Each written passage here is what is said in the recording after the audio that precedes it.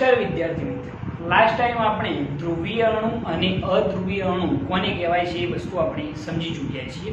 મેં તમને એવું સમજાવ્યું હતું કે જો ડાઇલેક્ટ્રિક પદાર્થમાં ધન અને ઋણ વિદ્યુતભારોના કેન્દ્રો એક જ બિંદુ પર સંપાત થાય તો તેવા અણુને અધ્રુવીય અણુ કહે છે।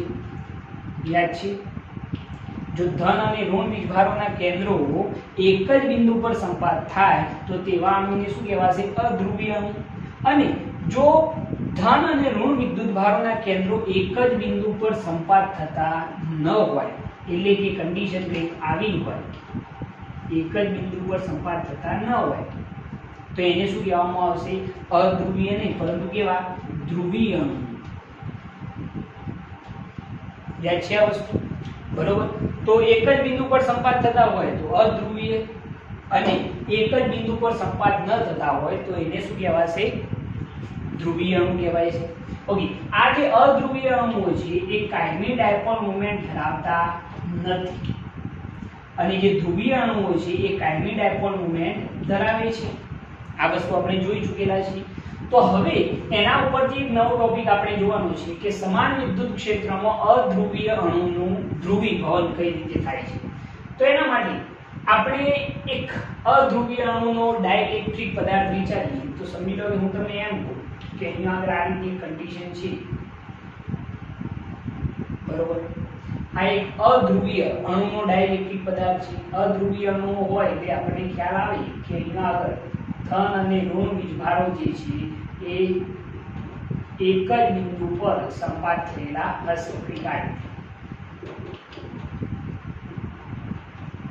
આ રીતે આપણે વિચારી શકીએ છીએ। તમે ધ્યાનથી જુઓ, ધન અને ઋણ વીજભારોના કેન્દ્રો એક જ બિંદુ પર સંપાત થયેલા છે તો આ એક અધ્રુવીય ડાઇલેક્ટ્રિક પદાર્થ છે।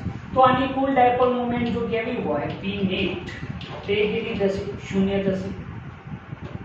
કારણ કે અધ્રુવીય અણુઓની અંદર આપણને ખ્યાલ છે કે કાયમી ડાયપોલ મોમેન્ટ હોતી નથી એટલે આની જો કુલ ડાયપોલ મોમેન્ટ કેવી હોય તો કેટલી થઈ જશે? 0 થઈ જશે। ઓકે, હવે આ જે આપણે અધ્રુવીય અણુ છે, આ જે અધ્રુવીય અણુનો બનેલો ડાઇલેક્ટ્રિક પદાર્થ છે એને જો સમાન વિદ્યુત ક્ષેત્રમાં મૂકી દેવામાં આવે તો કન્ડિશન શું થાય? જરા વિચારો। જો હું આના ઉપર બાહ્ય વિદ્યુત ક્ષેત્ર એપ્લાય કરું છું તો એની અંદર સ્થિતિ કંઈક આવી બનવા લાગશે। તમે ધ્યાનથી જોજો કે સ્થિતિ કંઈક આ રીતે બનશે।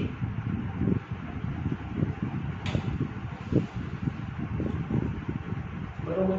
આની અંદર ઋણ વીજભારો બાહ્ય વિદ્યુત ક્ષેત્ર આપણે આ રીતે એપ્લાય કરીએ તો એ વખતે આપણને ખ્યાલ છે કે બાહ્ય વિદ્યુત ક્ષેત્ર ધનથી કઈ તરફ હોય? ઋણ તરફ હોય। એટલે અહીંયા આગળ સ્થિતિ કંઈક આવી બનવા લાગશે કે આનું પોલેરાઇઝેશન થવા લાગશે કંઈક આ રીતે।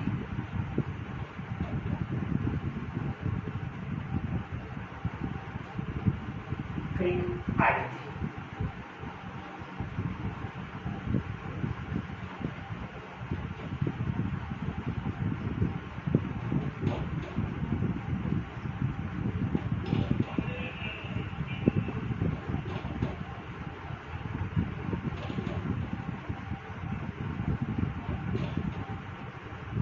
આ રીતે તમે ધ્યાનથી જો અહીંયા આગળ પોલરાઇઝેશન થવા લાગ્યું છે કે આ જે ધન અને ઋણ વીજભારોના કેન્દ્રો એક જ બિંદુ પર સંપાત થયેલા હતા અને એની અંદર જો મેં બાહ્ય વિદ્યુત ક્ષેત્ર એપ્લાય કર્યું છે તો એ વખતે એની અંદર ઋણ વીજભારો આ તરફ ખેંચાવા લાગે છે અને ધન વીજભારો આ તરફ ખેંચાવા લાગે છે એટલે કે એનું શું થવા લાગે છે? ધ્રુવીભવન થવા લાગે છે। ધ્યાનથી જો અહીંયા આગળ પહેલા સ્થિતિ આવી હતી, હવે આવી થવા લાગી છે।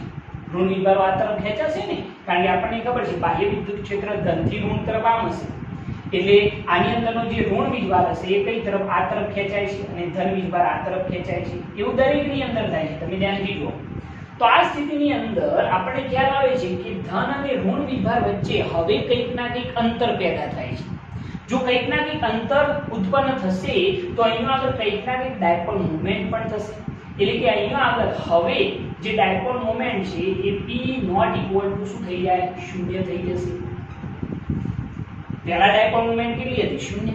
પરંતુ જેવું મેં બાહ્ય વિદ્યુત ક્ષેત્ર એપ્લાય કર્યું એટલે તરત જ એનું ધ્રુવીભવન પોલરાઇઝેશન થવા લાગે છે અને ઋણ વીજભારો આ તરફ, ધન વીજભારો આ તરફ એટલે કે બંને વચ્ચે કંઈક ના કંઈક સ્પેસ આવવા લાગી છે। તો કંઈક ના કંઈક ડાયપોલ મોમેન્ટ પણ હશે. અહીંયા આગળ જેમ જેમ આપણે બાહ્ય વિદ્યુત ક્ષેત્ર વધારે જઈએ છીએ તેમ તેમ ડાયપોલ મોમેન્ટ પણ વધતી જશે. કઈ રીતે જરા જોજો કે અહીંયા આગળ સપોઝ આપણે એક જ અણુ માટે વાત કરીએ તો શરૂઆતમાં સ્થિતિ કંઈક આવી હોય, આ ઋણ વીજભાર, આ ધન વીજભાર, આ વખતે વિદ્યુત ક્ષેત્ર આપણે કહી દઈએ E1 જેટલું છે, બરોબર છે. અને જો E2 આપણે વધારીએ, વિદ્યુત ક્ષેત્ર હજુ વધારીએ, E1 કરતા વધારીએ છીએ તો સ્થિતિ કંઈક આવી બનશે. આ રીતે તમે જુઓ છો કે આ બંને વચ્ચેનું ડિસ્ટન્સ જેટલું હતું એના કરતા અહીંયા આગળ ડિસ્ટન્સ શું થાય છે, વધે છે. એટલે કે આની ડાયપોલ મોમેન્ટ જો આપણે P1 કહીએ અને આની જો P2 કહીએ તો P2 ગ્રેટર ધેન શું આવશે, P1. ડાયપોલ મોમેન્ટ વધશે. આના કરતા આની ડાયપોલ મોમેન્ટ શું થાય, વધી જશે. કઈ કન્ડિશનમાં, તો ધ્યાન રાખવાનું કે E2 ગ્રેટર ધેન શું હોવું જોઈએ, E1. આના કરતા વિદ્યુત ક્ષેત્ર વધે તો ડાયપોલ મોમેન્ટ પણ શું થશે, વધશે, બરોબર છે. અહીંયા આગળ એ વસ્તુ નોંધવા જેવી છે કે અહીંયા આગળ બાહ્ય વિદ્યુત ક્ષેત્ર અને ડાયપોલ મોમેન્ટ બંને એક જ દિશામાં હશે. કેમ કે બાહ્ય વિદ્યુત ક્ષેત્ર આ દિશામાં, ડાયપોલ મોમેન્ટ તમને યાદ હશે ઋણથી ધન તરફ એ પણ આ દિશામાં થશે. એટલે કે બંને એક જ દિશામાં થવાની છે. પરંતુ અહીંયા આગળ એ વસ્તુ પકડવાની છે કે જો વિદ્યુત ક્ષેત્ર વધારવામાં આવે, આ જે નોન પોલર ડાઇલેક્ટ્રિક પદાર્થ હતો એની અંદર આપણે શું કરેલું છે, તો પહેલા વિદ્યુત ક્ષેત્ર હતું E1, એના પછી આપણે વિદ્યુત ક્ષેત્રમાં વધારો કરી અને કેટલું કર્યું, E2. જો વિદ્યુત ક્ષેત્ર વધે છે તો અહીંયા આગળ ડાયપોલ મોમેન્ટ પણ શું થાય છે, વધે છે. કારણ કે આપણે જાણીએ છીએ ડાયપોલ મોમેન્ટ P બરાબર શું થાય, 2 * 2a. આ 2a જે છે એ આ બંને વચ્ચેનું અંતર છે. તમારે ટૂંકમાં કેવો તો P બરાબર q * ડિસ્ટન્સ d પણ કહી શકો છો, બરોબર છે. ગમે તે રીતે તમે વિચારી શકો. ઓકે, તો અહીંયા આગળ એક વસ્તુનો આપણા મગજમાં આઈડિયા ક્લિયર થાય કે અધ્રુવીય અણુ હોય તેની ડાયપોલ મોમેન્ટ શું. પરંતુ જેવું બાહ્ય વિદ્યુત ક્ષેત્ર એપ્લાય કરીએ એટલે એનું ધ્રુવીભવન શરૂ થઈ જાય. જેવું વિદ્યુત ક્ષેત્ર વધારીએ છીએ, E1 માંથી E2 કરીએ તો ડાયપોલ મોમેન્ટ પણ શું થાય છે, વધે છે. આ જે વર્તણૂક છે એ કોની છે, તો સમાન વિદ્યુત ક્ષેત્રમાં અધ્રુવીય અણુનું ધ્રુવીભવન છે, બરોબર છે. આની અંદર એક બીજો પોઈન્ટ જો આપણે લખવો હોય તો એવું લખી શકીએ છીએ, જરા જોજો કે બાહ્ય વિદ્યુત ક્ષેત્રમાં મૂકે અધ્રુવીય અણુમાં પ્રેરિત ડાયપોલ મોમેન્ટ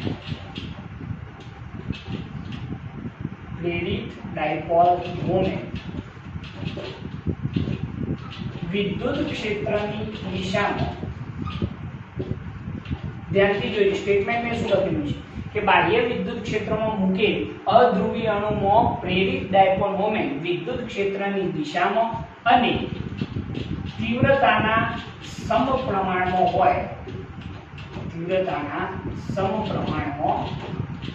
હોય તો તેને સમદિગ્ધર્મી અથવા તો રેખીય સમદિગ્ધર્મી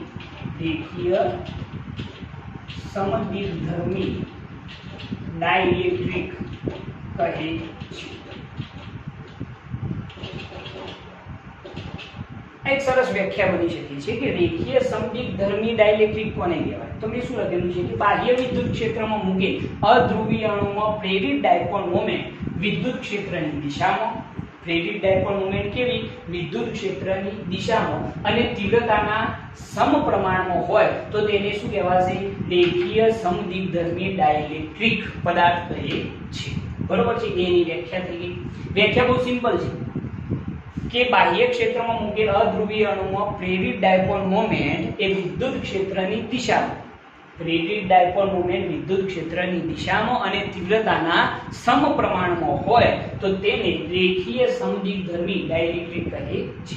ઓકે, હવે અહીંયા આગળ આખા ડાઇલેક્ટ્રિક પદાર્થની કુલ ડાયપોલ મોમેન્ટ કેવી હોય તો તમે શું કરશો, કઈ નહીં, દરેકે દરેક જે અધ્રુવીય અણુની ડાયપોલ મોમેન્ટ છે એનો સરવાળો કરતો તમને શું મળશે, પરિણામી ડાયપોલ મોમેન્ટ મળી જશે. તો અહીંયા આગળ એ પણ લખીએ કે દરેક અધ્રુવીય અણુની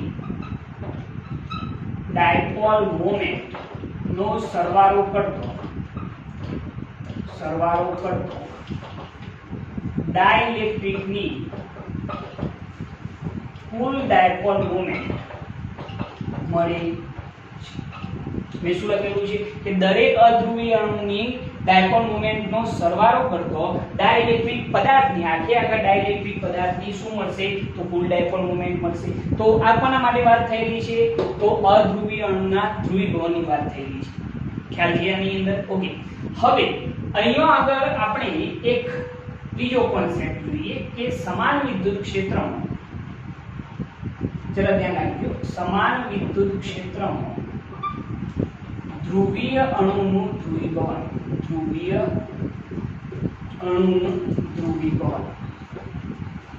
હવે જોજો,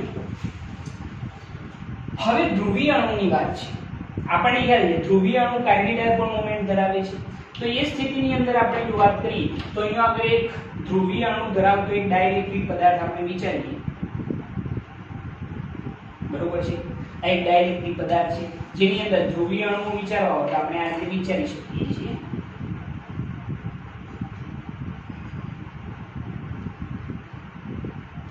આ રીતે તમે વિચારી શકો છો.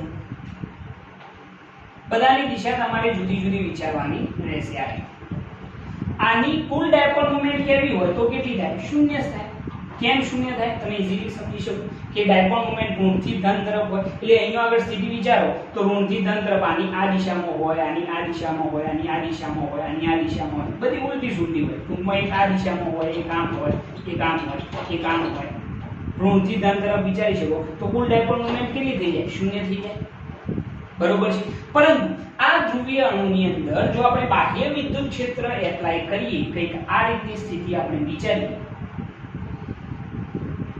આ રીતે જેવું આપણે આ બાહ્ય વિદ્યુત ક્ષેત્ર એપ્લાય કરીએ તો સ્થિતિ શું થશે?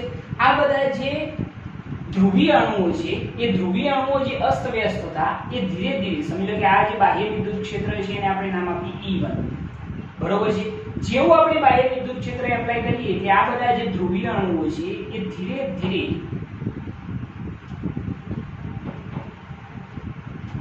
એની ડાયપોલ મોમેન્ટ એક જ દિશામાં થવાનો પ્રયત્ન કરે છે. ધ્યાનથી જુઓ.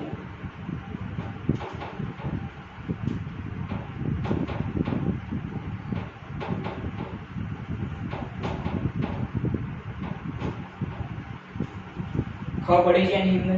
તમે જુઓ છો કે અહીંયા આગળ અમુક અણુ હજુ પણ કેવા છે તો તમે જુઓ છો આ ઓકે છે પરંતુ આ થોડોક હજી પણ દોઢો બતાવેલો છે.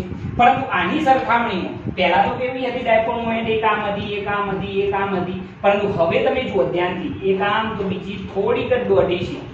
બાકી લગભગ એક જ દિશામાં ડાયપોલ મોમેન્ટ થવાનો પ્રયત્ન કરે છે ઋણથી ધન તરફ. બરોબર છે. હજુ જો આપણે પરફેક્ટ લાવવી હોય તો આપણે વિદ્યુત ક્ષેત્ર વધારીએ. બરોબર. અહીંયા આગળ P1 = 0 થઈ. હવે ડાયપોલ મોમેન્ટ શૂન્ય થશે નહીં. અહીંયા ડાયપોલ મોમેન્ટ કેટલી હતી? શૂન્ય. કારણ કે બધા જુદી જુદી દિશામાં હતી ડાયપોલ મોમેન્ટ. પરંતુ હવે ડાયપોલ મોમેન્ટની દિશા એક જ દિશામાં થવાનો પ્રયત્ન કરે છે એટલે કે કુલ ડાયપોલ મોમેન્ટ હવે શૂન્ય નથી. અહીંયા આગળ આપણે જો વિદ્યુત ક્ષેત્ર હજુ થોડું વધારીએ, કંઈક આ રીતે બાહ્ય વિદ્યુત ક્ષેત્ર E2 કરીએ, થોડું વધારીએ છીએ તો એ વખતે ધ્યાનથી જુઓ શું ફેરફાર થયો છે.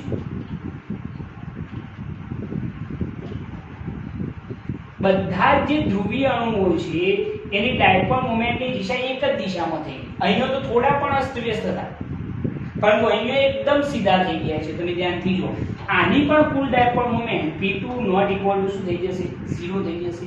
એ વસ્તુનું અહીંયા ધ્યાન રાખવાનું છે કે અહીંયા E2 > શું છે? E1 છે. જો વિદ્યુત ક્ષેત્ર વધારીએ છીએ તો ડાયપોલ મોમેન્ટ પણ શું થશે? વધશે. અહીંયા આગળ થોડા અસ્તવ્યસ્ત હતા પરંતુ જેવું વિદ્યુત ક્ષેત્ર વધારીએ એટલે બધા ધ્રુવીય અણુ એક જ દિશામાં ગોઠવાઈ જાય છે એટલે કે P2 > શું થાય? E1 થશે. ખ્યાલ આવી છે એની અંદર? તો આ પ્રક્રિયા જે છે એ કોની અંદર? તો ધ્રુવીય અણુની અંદર આપણને જોવા મળે છે. અહીંયા આગળ આખો આઈડિયા એકદમ સિમ્પલ છે. મગજમાં એક્ઝેક્ટ એને બેસાડવાનો પ્રયત્ન કરજો કે સમાન વિદ્યુત ક્ષેત્રમાં અધ્રુવીય અણુનું ધ્રુવીભવન કઈ રીતે સમજી શકાય. તો એના માટે મેં આઈડિયા શું વિચાર્યું? પહેલી વસ્તુ કે આ કેવો અણુ? તો અધ્રુવીય અણુ છે. તમે જુઓ છો ધન અને ઋણ વિભાગના કેન્દ્રો એક જ બિંદુ પર સંપાત થયેલા છે તો કુલ ડાયપોલ મોમેન્ટ કેટલી? 0. અહીંયા આગળ જેવું મેં બાહ્ય વિદ્યુત ક્ષેત્ર એપ્લાય કર્યું તો તમે જુઓ ધ્રુવીભવન થવાનું સ્ટાર્ટ થયું. ઋણ વિભાગો આ તરફ ખેંચાવા લાગ્યા, ધન વિભાગો આ તરફ. બરોબર છે. દરેકની અંદર એક પ્રક્રિયા થવા લાગી છે એટલે કે કંઈક ના કંઈક ડાયપોલ મોમેન્ટ ઉત્પન્ન થશે તો કુલ dipole moment P not equal to શું થઈ ગઈ? 0. હવે શૂન્ય રહેશે નહીં. હવે કંઈક ના કંઈક ડાયપોલ મોમેન્ટ આપણને મળશે. પરંતુ એની અંદર પણ મેં વિચારેલું છે કે E1 હોય ડાયપોલ મોમેન્ટ P1 છે, પરંતુ જો વિદ્યુત ક્ષેત્ર વધારીએ તો જુઓ બંને વચ્ચેનું અંતર પણ વધે છે એટલે કે ડાયપોલ મોમેન્ટ પણ શું થશે? વધશે. ઓલ ઓવર આઈડિયા એવો મગજમાં ક્લિયર થાય છે કે જો સાહેબ વિદ્યુત ક્ષેત્ર વધારીએ E1 માંથી E2 કરીએ તો ડાયપોલ મોમેન્ટ શું થાય છે? વધે છે. બરોબર છે. બીજો પોઈન્ટ આ રહ્યો રેખીય સમદિગ્ધર્મી ડાઇલેક્ટ્રિક કોને કહેવાય? તો સિમ્પલ આઈડિયા કે બાહ્ય વિદ્યુત ક્ષેત્રમાં મૂકેલ અધ્રુવીય અણુમાં પ્રેરિત ડાયપોલ મોમેન્ટ ની દિશા વિદ્યુત ક્ષેત્રની દિશામાં. જોજો ધ્યાન, અધ્રુવીય અણુમાં પ્રેરિત ડાયપોલ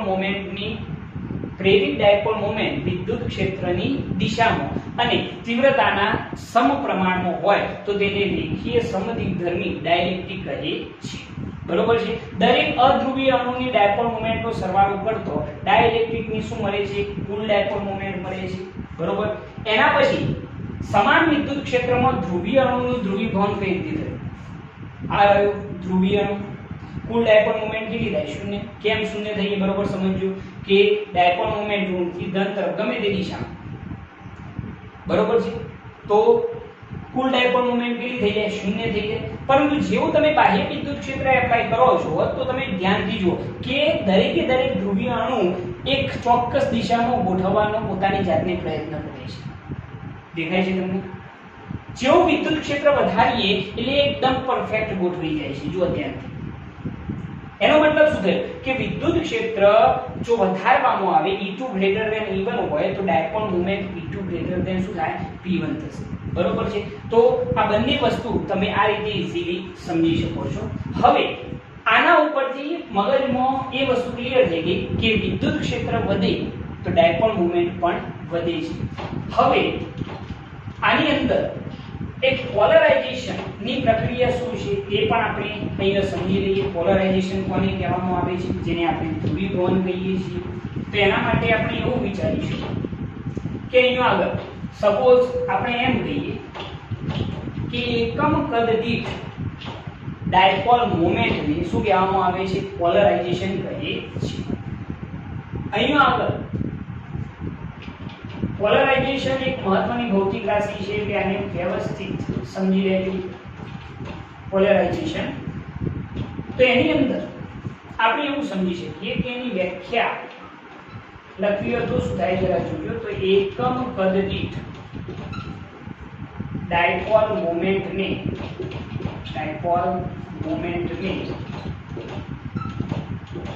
પોલરાઇઝેશન અથવા તો ધ્રુવીભવન કહે છે.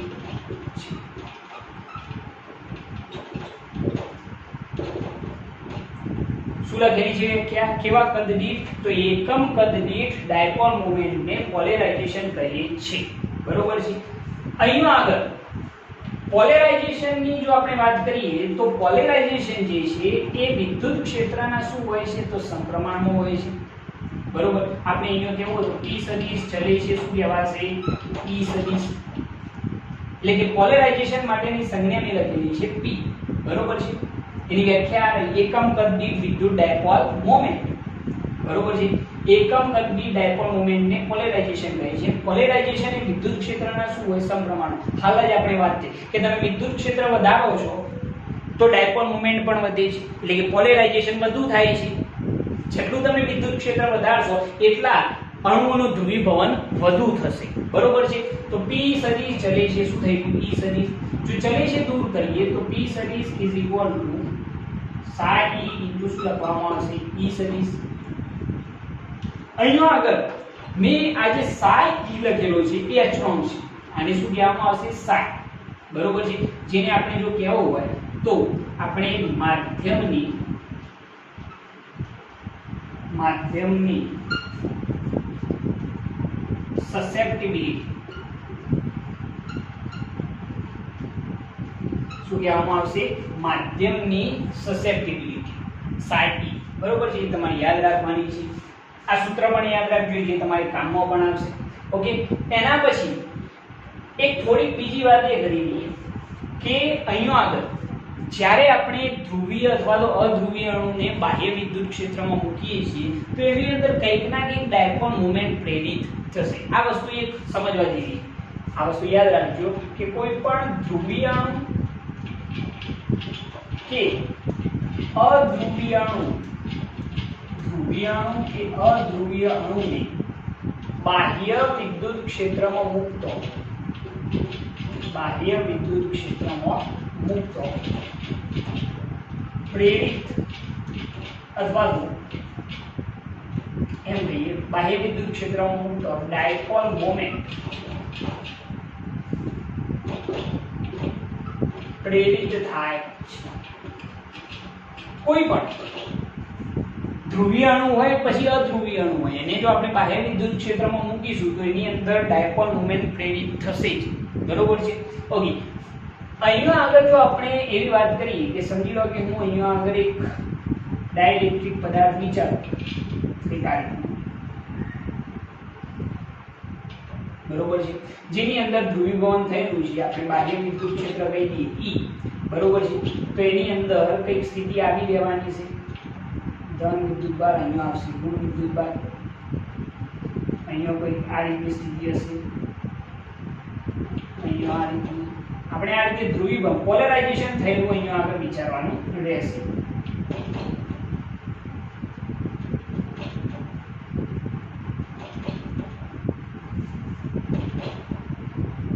પોલરાઇઝેશન થયેલું આપણે અહીંયા વિચારેલું છે. ઓકે, હવે જરા જોજો કે આ રીતની સ્થિતિ હોય તે વખતે આપણા માઇન્ડમાં એવો પ્રશ્ન થાય કે સાહેબ આટલા વિસ્તારમાં જો હું વિચારું, જરા જોજો આ અવાહક પદાર્થોની વાત છે, ડાઇલેક્ટ્રિક પદાર્થોની વાત છે. આટલા વિસ્તારમાં વિદ્યુત ક્ષેત્ર ટોટલ કેટલું થઈ જાય? 0.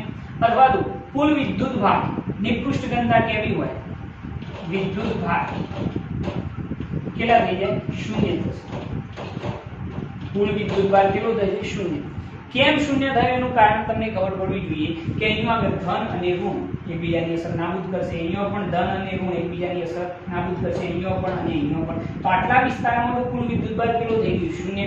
પરંતુ સમગ્ર ડાઇલેક્ટ્રિક પદાર્થનો કુલ વિદ્યુત ભાર 0 થશે નહીં. કેમ? કારણ કે અહીંયા આગળ તમે જુઓ છો કે આ જે સપાટી છે ડાઇલેક્ટ્રિકની, જ્યાં આગળ ઋણ વીજભાર છે, અહીંયા આગળ આ ધન વીજભાર છે, એ તો બાકી જ રહે ને, કે જેના લીધે આ વિસ્તારની પૃષ્ઠ ઘનતા કેવી હોય તો આપણે કહી શકીએ છીએ સિગ્મા p. પોલરાઇઝેશનના લીધે પૃષ્ઠ ઘનતા છે એટલા માટે શું લખેલું છે? Sigma p. પરંતુ એ કેવી આવશે? ઋણ. આ વિસ્તારની પૃષ્ઠ ઘનતા કેવી હોય તો એ શું આવશે? Plus sigma p. બરોબર છે. એટલે કે અહીંયા આગળ જે વિદ્યુત ભારની પૃષ્ઠ ઘનતા છે એ કોના લીધે છે? તો એ બંધિત ઇલેક્ટ્રોન, આ જે હોય છે બંધિત વિદ્યુત ભાર કહી શકો છો, બંધિત જે વિદ્યુત ભાર છે એના લીધે આ પૃષ્ઠ ઘનતા છે. તો અહીંયા આગળ સ્ટેટમેન્ટ લખવું તો લખી શકાય કે અહીં વિદ્યુત ભારની પૃષ્ઠ ઘનતા, વિદ્યુત ભારની પૃષ્ઠ ઘનતા બંધિત વિદ્યુત ભારોના લીધે છે. કોના લીધે છે? તો બંધિત વિદ્યુત ભારો જે આ રહ્યા. બાકી બાહ્ય વિદ્યુત ક્ષેત્રની અંદર જો પૃષ્ઠ ઘનતા કેવી હોય તો એ કેવી આવે? આ ધનથી ઋણ તરફ હોય તો આ તરફ શું આવે? સિગ્મા. આ પ્લસ આવે અને આ તરફ કેવું હોય તો સિગ્મા શું આવે? માઈનસ આવે. પરંતુ બંધિત વિદ્યુત ભારોના લીધે પૃષ્ઠ ઘનતા અહીંયા કેવી આવે? માઈનસ. આ ધન છે, આ માઈનસ આવે, ધ્યાનથી જો. આ ઋણ છે તો અહીંયા આગળ કેવી આવે છે? ધન આવે છે. પરંતુ આ જે પૃષ્ઠ ઘનતા છે એ કોના લીધે? તો ડાઇલેક્ટ્રિકના બંધિત વિદ્યુત ભારોના લીધે છે. બરોબર છે. તો આ રીતે આપણે આખરે પોલરાઇઝેશન સમજી શકીએ છીએ. આ સૂત્ર તમારે ખાસ યાદ રાખવાનું છે અને એ વસ્તુ ધ્યાનમાં રાખજો કે કોઈ પણ ડાઇલેક્ટ્રિક પદાર્થ હોય તો એની અંદર જો આપણે પોલરાઇઝેશન વધારવું હોય, એટલે કે ધ્રુવીભવન વધારવું હોય, ડાયપોલ મોમેન્ટ વધારવી હોય તો એના માટે શું વધારવું પડશે? તો વિદ્યુત ક્ષેત્ર વધારવું પડશે. જેવું તમે વિદ્યુત ક્ષેત્ર વધારશો એટલે ઓટોમેટિક પોલરાઇઝેશન શું થશે? વધશે. બરોબર છે. તો આજે આપણે કેટલા ટોપિક જોયેલા છે? તો આપણે સમાન વિદ્યુત ક્ષેત્રમાં પહેલા શું મૂક્યો? અધ્રુવીય અને એનું ધ્રુવીભવન સમજ્યા. બરોબર છે. એના પછી સમાન વિદ્યુત ક્ષેત્રમાં આપણે ધ્રુવીય અણુ વિચાર્યો. બંનેની અંદર જો વિદ્યુત ક્ષેત્ર વધે તો ડાયપોલ મોમેન્ટ શું થાય છે? વધે છે. અને એના પછી આપણે વાત કરેલી છે પોલેરાઇઝેશન. આ દરેક ટોપિકને વ્યવસ્થિત સમજો, સાથે સાથે એને નોટ ડાઉન પણ કરતા રહો. ઓકે, નેક્સ્ટ ટાઈમ આપણે એક નવા વિડિયો સાથે હાજર થઈશું. ત્યાં સુધી જય ભારત, જય હિન્દ.